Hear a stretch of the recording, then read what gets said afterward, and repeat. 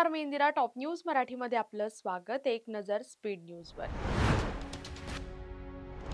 Hotel व्यावसायिकांना LPG गॅसचा तुटवडा आणि वाढलेल्या दराचा फटका. भाजप राष्ट्रवादी शिंदे गटाला धक्का देण्याच्या तयारीत. भाजपकडून अलिबागमध्ये आनंदोत्सवाची तयारी सुरू. अजित पवार यांच्या विमानाच्या ब्लॅक बॉक्सबद्दल रोहित पवार यांचा थेट दावा. हजारो कोटींच्या गायरन जमिनी पालिकांच्या घशात. फडणवीस सरकारचा निर्णय. भाजप प्रवेशानंतर लगेचच विखे समर्थक सुभाष लोंढे स्थायी संवादीपदी बिनविरोध. अहिल्यानगर महापालिकेच्या सभेत निवड जाहीर होणार. बारामती जळगाव येथील राज्यमार्गावरील भीषण अपघातात ग्रामसेवकाचा मृत्यू. संतप्त ग्रामस्थांचा रास्ता रोको.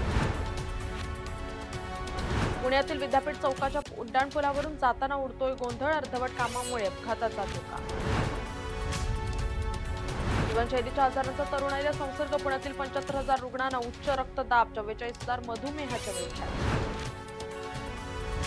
विकासासाठी शासनाकडून पैसे आणू. पुण्याचे आयुक्त नवल किशोर राम यांचं वक्तव्य. बीएसआर कंपनीचे संचालक व्हीके सिंग यांची 3 दिवस चौकशी.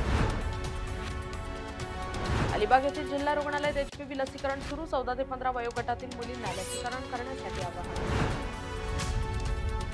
फडणवीस सरकारचा मोठा निर्णय. दिव्यांग व्यक्तींना स्वयंरोजगारासाठी मिळणार 15,000 रुपये.